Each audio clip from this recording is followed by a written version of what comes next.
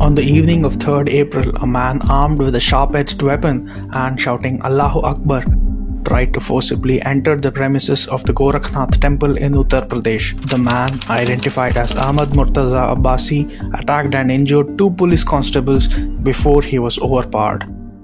His laptop and mobile phone were later seized by the police from his home, and it was revealed that the devices contain videos related to controversial Islamic preacher Zakir Naik and Pakistani spy agency ISI.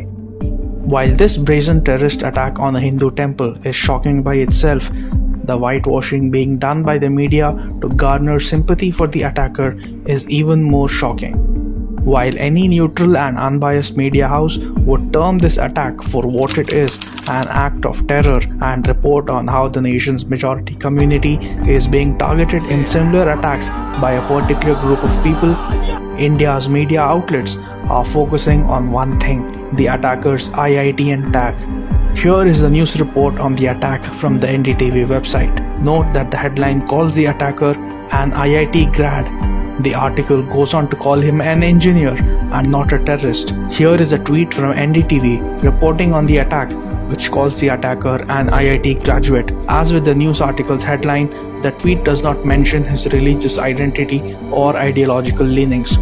Let's compare this tweet with NDTV's tweet on the man who shot at anti-CAA protesters at Jamia Millia in 2020. Note how the tweet refers to the man as a Ram Bhakt, thus painting the Hindu community at large as an aggressor. This is an article from the News 18 website, and its headline again focuses on the attacker being an IIT alumnus and no mention of his religion. This is the News 18 report on the Jamia shooting. Note how the headline gives away the shooter's religion by mentioning that he shouted Jai Shri Ram. Now, the headline of this scroll article does not refer to the IIT tag, but this scroll headline calling the Jamia shooter Godse 2.0 is clearly a dog whistle for left liberals to cry Hindutva. The Hindustan Times simply referred to the attack as a security breach and points out right in the beginning that the attacker was himself injured by the police.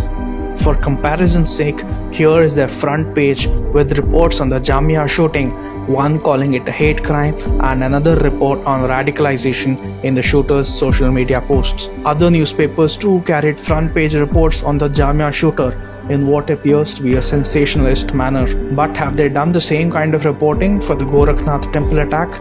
Left-leaning TV anchors Faye D'Souza and Ravish Kumar have not said a word about the attack on the Korakhnath temple. They had a lot to say about the Jamia shooter, from blaming the police to stating that the narrative around Shaheen Bagh had become poisonous. So what prevents them from reporting on an attack on a Hindu temple? What makes the media sensationalize one shooting incident and hold a trial by media, while in a similar attack focus on the perpetrator's educational qualifications and divert attention from his motives? So here is a question to those media outlets: why this whitewashing?